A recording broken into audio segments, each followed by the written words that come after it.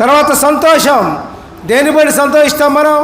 ఈ లోక వస్తువులు బట్టా, ఈ లోక సంపదను బట్టా, ఈ లోక అధికారాలను బట్టా, ఈ లోక పదవులను బట్టా, ఈ లోక ధనాన్ని బట్టా దేని బట్టి సంతోషిస్తాం? మనం ఆత్మదారులుగా మార్చబడ్డాం కాబట్టి మనం దేని బట్టి సంతోషిస్తాం? దేవుని ఆత్మ నాలో ఉంది, ప్రభు ఆత్మ నాలో ఉంది, దేవుని ఆత్మ నాలో ఉంది అని దేవుని ఆత్మను బట్టి మనం సంతోషపడతాం. ఎప్పుడైతే మనం దేవుని బట్టి సంతోషపడుతున్నామో ఈ లోకాలన్నీ కూడా, ఈ లోక వస్తువులన్నీ కూడా, ఈ లోకంలో ఏం కావాలో ఆ వ్యక్తికి అన్నీ కూడా దేవుడు సమకూరుస్తాడండి. ఎప్పుడు వస్తాయి? దేవుని అందే మనం మనస్ఫూర్తిగా సంతోషంగా ఉన్నట్లయితే ప్రియులారా, ఈ లోకంలో నీకు ఏం కావాలో అది దేవుడు సమృద్ధిగా ఇవ్వటానికి ఖచ్చితంగా ఇస్తారు ప్రియులారా. దేవునికి స్తోత్రం. అర్థమవుతుందా? అర్థమైన వాళ్ళు చేతులు పైకెత్తండి. దేవునికి స్తోత్రం. Hallelujah, praise the lord.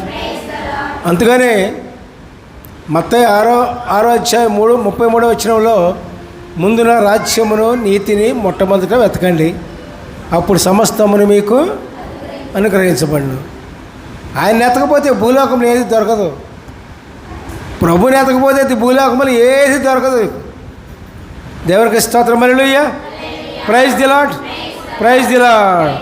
తర్వాత ఎవడైనాను క్రీస్తు ఆత్మ లేనివాడైతే ఆయన వాడు కాదు.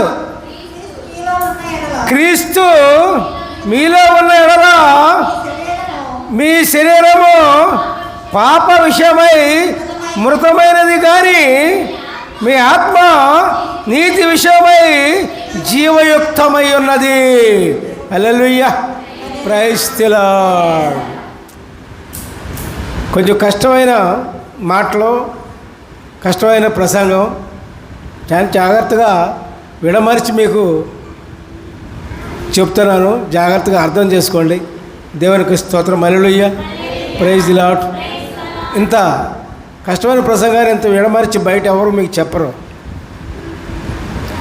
కాబట్టి పిల్లలు జాగ్రత్తగా అర్థం చేసుకోండి. ఇక్కడ ఏమన్నారు? ఇక్కడ దేవుని ఆత్మ లేకపోతే మీరు లేకపోతే క్రీస్తు వాళ్ళు కాదు. అర్థమైందా? ముఖ్యంగా ఏముండాలి మనలో? ప్రభువాత్మ మనలో ఉండాలి. ప్రభువాత్మ మనలో ఉన్నప్పుడు, అందుకనే పౌలు గారు అంటాడు, మీరు దేవుని ఆలయమై ఉన్నారన్న సంగతి మీకు తెలియదా అని.